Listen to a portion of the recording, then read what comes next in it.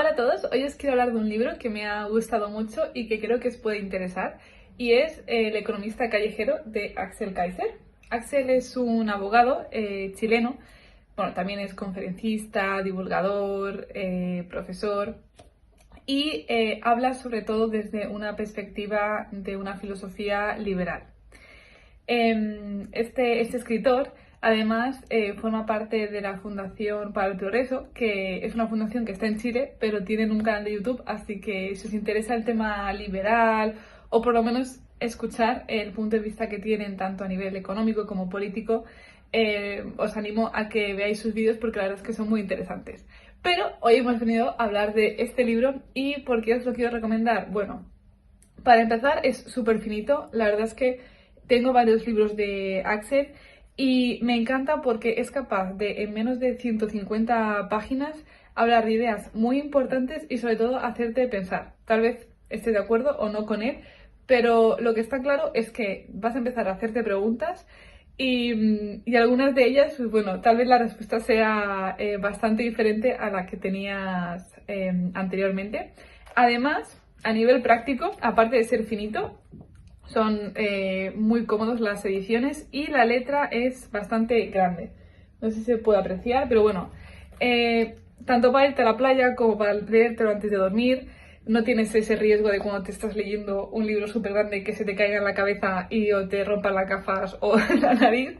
Así que además a nivel práctico es genial. Como regalo también está muy bien. Y ahora que hemos visto la parte de fuera, vamos a ver por qué es interesante la parte de dentro, que es esto del economista callejero. Bueno, pues en este libro habla de 5 principios que todos deberíamos conocer o por lo menos preguntarnos, ¿no? ¿Qué es eso? ¿Qué quiere decir? Son temas muy sencillos. Aquí no vamos a aprender a invertir en bolsa, ni en criptomonedas, ni hacer la declaración de la renta. Él habla de conceptos con los que vivimos diariamente, pero que muchas veces, o al menos en mi caso, que yo he estudiado en España y además en colegios, institutos, universidades públicas, la perspectiva con la que a mí me han enseñado ciertas cosas o que yo tengo en mi cabeza y no sé por qué, porque no me vienen de familia precisamente, son muy diferentes, pues son de corte pues mucho más socialista que cómo plantea Axel estas cosas. Por ejemplo, hay uno de los temas, que os digo, son 15 capítulos muy cortitos, porque es que el libro tiene menos de 150 páginas, tampoco era para mucho más, que es algo que a mí me pareció muy importante, y es, por ejemplo, el tema de los lujos de hoy son las necesidades del mañana. Es justo el último capítulo. Y este capítulo, por ejemplo, a mí me llamó la atención porque muchas veces nos da coraje cuando alguien se puede comprar o alguien tiene cosas que tú no tienes. Y muchas veces tendemos a criticar, a la envidia, ay, cómo lo habrá conseguido, es que tú fíjate, ¿no? Es que los ricos tienen unos gustos muy raritos. Bueno, pues la realidad es que gracias a que hay personas que se pueden permitir ciertas cosas y las consumen, ese empresario, que es el que las produce, puede producir más porque ve que hay un interés y al final el coste se abarata. Pongamos el ejemplo de los teléfonos. Cuando se crearon los primeros teléfonos, aparte de ser unos armatostes que parecían cajas de zapatos, no todo el mundo tenía esos teléfonos. Bueno, digo los inalámbricos, ¿no?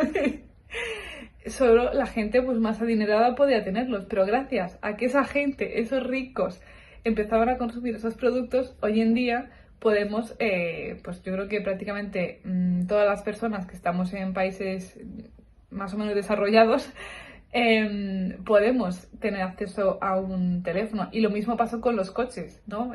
Ford, pues los primeros coches que vendió, pues fue para la gente pues más rica, era lo lógico, ¿no? Eran los que podían pagar ese servicio, ese producto más bien. Y poco a poco, gracias a que hubo más ventas, las fábricas pudieron producir más porque se veía que ahí había un interés, y hoy en día pues todo el mundo puede tener acceso a un coche. Con lo cual, eso también es muy interesante. Otro capítulo que también me gustó mucho es el que habla de la competencia. Normalmente cuando hablamos o pensamos, ¿no?, en la competencia vemos como, ay, qué mal, alguien que nos quiere quitar el trabajo o alguien que quiere hacerlo mejor que nosotros, nuevamente la envidia, bla, bla. Y sin embargo, la competencia es lo que hace que las ideas prosperen, evolucionen, se desarrollen hacia lugares que no podemos saber previamente. Muchas veces cuando mejores resultados tenemos es cuando estamos en las peores situaciones, ¿no? Y es lo que nos hace seguir adelante, ser más creativos. Bueno, pues la competencia es lo mismo. Y yo creo que un ejemplo muy claro es lo que pasó recientemente con el tema de los microchips, de que si una empresa china, que si las empresas estadounidenses, que la China tiene resultados similares con cosas mucho más baratas, o Dios mío, esto va a ser un horror, que si Nvidia se va al garete. Y yo recuerdo haber visto un análisis de Daniel Lacalle, que es un economista que también os recomiendo mucho, también tiene un canal de YouTube, porque le da significado a los hechos, no solo los cuenta, sino que también le da, desde su punto de vista obviamente, que también es bastante liberal yo creo, le da un significado, y precisamente él lo explicaba así, y lo que explica Axel en el libro es lo mismo. Oye, pues si los chinos han conseguido llegar a casi el mismo resultado con mucho menos que los americanos, joder, pues genial, porque imagínate lo que van a ser capaces de hacer los americanos con todo lo que ya tienen. O sea, lo que van a hacer, dicho mal y pronto, es mover el culo, ¿no? Ponerse las pilas y avanzar en eso que están haciendo. O sea, realmente la competencia nos ayuda a seguir mucho más adelante. Cuando no hay competencia, incluso puede significar que ahí ya no hay interés por parte del consumidor, y por tanto, al final eso se puede ir al garete, esa empresa, ¿no? Esa idea de negocio. Entonces, me gusta muchísimo cómo Axel además pone ejemplos muy sencillos, o sea, liebres, gente que caza liebres, gente que pesca peces en el río, o sea, cosas que cualquier persona además puede entender. El lenguaje es también muy sencillo, muy simple, no utiliza terminología complicada para hacer que solo un grupo de personas que tienen pues más conocimientos lo entiendan, para nada. O sea, yo os digo que incluso mi madre se lo ha leído y lo ha entendido perfectamente. Y bueno, otro tema también que me resultó bastante bueno y que me hizo pensar fue el tema de que el dinero no es riqueza. No, a veces pensamos, no, cuando tenga mucho dinero, o los vídeos que vemos en internet, gente con fajos de billetes, de dólares, muchas veces, wow, es que esa persona es súper rica. Y realmente el dinero no es ni más ni menos que es el medio de intercambio, ¿no? Es una herramienta. Y creo que la gente que está más familiarizada con países como Venezuela o Irán, creo que también, claro, son países, bueno, o incluso Argentina. Yo me acuerdo cuando viajé allí que, bueno, si ya para mí es difícil pensar en otra moneda que no sea euro y dólar, ya, si encima es de 1000 pesos, digo, madre mía, eso es mucho, eso es poco, no tengo ni idea. Yo veo muchos ceros. Y no me entero. Bueno, pues ahí es mucho dinero, pero no es mucha riqueza. Tú no puedes comprar más cosas por tener más ceros, no más billetes. Y también creo que es un concepto muy interesante, porque muchas veces asociamos el dinero a la riqueza, y no es eso exactamente, ¿no? Realmente una persona rica es una persona que tiene la capacidad de adquirir esos bienes, y esa capacidad no tiene por qué ser con muchos fajos de billetes, tal vez sean con pocos y la capacidad es la misma. Y por último, también quería comentar que eso fue, yo creo que lo que más me gustó de este libro, y es la conclusión, porque una idea que yo creo que además es importante y que refuerza Axel es la esperanza que tenemos que tener como individuos de saber que podemos ir adelante. Muchas veces, y yo creo que en países donde el Estado es cada vez más grande, donde el Estado o los medios de comunicación te dan ese mensaje de proteccionismo, a veces uno dice, es que si no me dan esta ayuda yo no puedo llegar a fin de mes. Es que si a mí el Estado no me da la pensión, ¿yo cómo voy a vivir?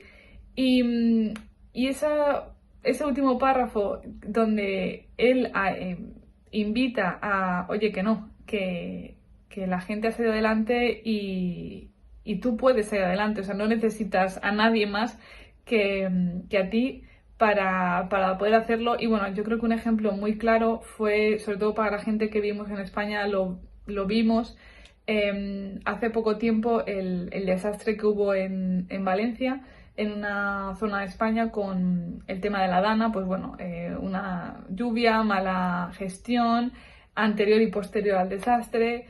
Ahí, al final, la gente salvó a la gente. Las personas hicimos donaciones a particulares que fueron y ayudaron. El gobierno no hizo nada, ni autonómico, ni estatal, ni general. Fue todo un desastre y al final la gente recibió ayuda gracias a otras personas que se pusieron de acuerdo, se movilizaron, fueron a limpiar, fueron a enviar dinero. Y yo creo que fue un ejemplo más que evidente de realmente el pueblo salva al pueblo. Y también creo que la única parte positiva de ese incidente fue realmente eso, que a veces nos sentimos que sin el gobierno no podemos hacer nada más. Y es todo lo contrario. Y a poco que leas un poco sobre historia, te das cuenta de que antes las cosas no eran así. Que bueno, el sector privado también en España está muy demonizado en los medios de comunicación tradicionales, pero es lo que es la materia productiva de un país, no queda otra. Y bueno, nada, quería hablar de este libro porque me ha gustado mucho, de verdad que te hace... Es que cada capítulo es una manera de decir, wow, yo pensaba que esto era de otra manera. Empieza fuerte, la lección 1 es trabajar es vivir, dices, ¿qué? ¿Cómo es eso? ¿Cómo que trabajar es vivir? Y él y Axel te lo explica muy bien. También, por ejemplo, el tema de la productividad, determinar nuestro ingreso. Son capítulos que puede que haya gente a la que le genere un poco de resquemor, como por ejemplo el tema de la productividad, pero que no te deje indiferente. Y yo creo que cuando un libro no te deje indiferente, estéis de acuerdo o no, es bueno. Así que nada, si estás pensando en regalar algún libro que te haga pensar sobre algo de economía, yo os digo, esto sí, da igual, estemos en 2025 que en 2040, porque son conceptos muy básicos con los que vamos a seguir lidiando durante el resto de nuestros años, a no ser que acabe el mundo, que no lo creo por ahora. Así que si estás pensando en regalar algún libro o en leer, que es un hábito muy bueno, yo te recomiendo el libro de Axel Kaiser, el economista callejero.